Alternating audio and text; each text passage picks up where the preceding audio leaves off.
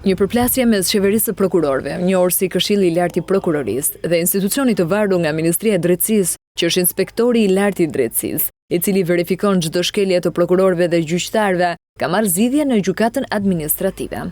Në thelb të kësaj përplasjeje është një lëvizje ankimore e bërë nga prokurorja e Korçës, Anjeza Kallaxhi, kundër gjyqtarit të apelit të përgjithshëm në Tiranë Genti Shala, i cili në tetor të vitit 2024 ka ndryshuar masën e sigurimit nga ajo në burg në arrest shtëpie për një të pandehur që hetohej nga prokurorja në fjalë. Anjeza Kallaxhi nuk e ka pranuar këtë fakt dhe ka nisur ankesat drejtuar Këshillit të Lartë Gjyqësor, Inspektorit të Lartë të Drejtësisë, Ambasadës Amerikane, Gjykatës së Apelit të Përgjithshëm, Prokurorisë së Përgjithshme e Këshillit të Lartë të Prokurorisë. Ky lëvizje është konsideruar në shkelje të ligjit nga Inspektori i Lartë i Drejtësisë, i cili pas një hetimi disiplinor që zgjati më shumë se një vit, kërkoi nga Këshilli i Lartë i Prokurorisë vërejtje publike për prokuroren Anjeza Kallaxhi, kërkesë që u rrëzua në nëntor të vitit 2025. Sipas Inspektorit të Lartë të Drejtësisë, prokurorja në fjalë ka bërë 2 shkelje të rënda. E para, ka përdorur vulën e prokurorisë së Korçës pa autorizimin e drejtueses dhe e dyta ka nxjerrë mbi 20 akte hetimore, duke i nisur ato në institucione të ndryshme në shkelje të ligjit procedurial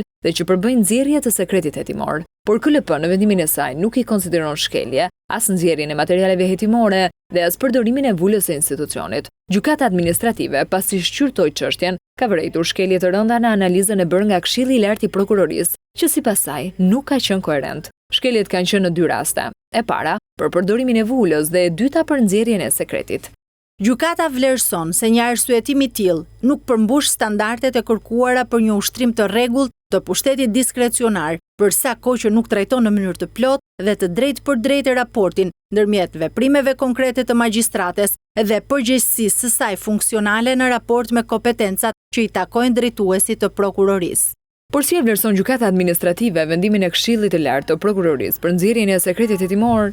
Gjykata vlerëson se interpretimi dhënë nga Këshilli, duke kufizuar ndalimin vetëm në rastet e publikimit mediatik, nuk gjen mbështetje në tekstin e ligjit dhe përbën një shtesë të normës që ligjvënësi nuk e ka parashikuar. Në vijim, gjykata vlerëson se në arsyetimin e vendimit mungon një analizë plot mbi natyrën dhe kompetencat e institucioneve të cilave u janë përcjell aktet procedurale. Nga kuadri ligjor rezulton se këto institucione, përfshirë organet e qeverisjes së sistemit të drejtësisë, ushtrojnë funksione administrative dhe nuk janë pjesë e zinxhirit procedural të një çështje penale koherente, si dhe nuk rezulton të kenë kompetencë për të administruar materiale hetimore në një procedim në zhvillim.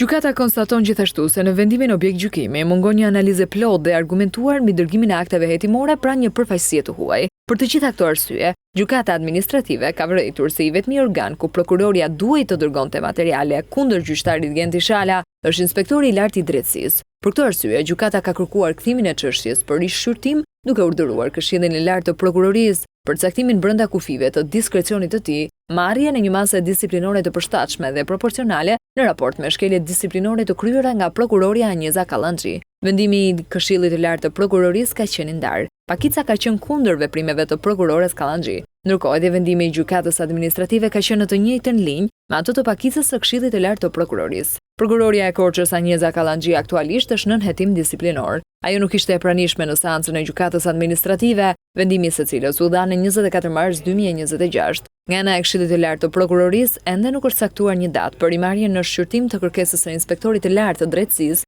për masë disiplinore ndaj veprimeve të prokurores Anjeza Kallaxhi.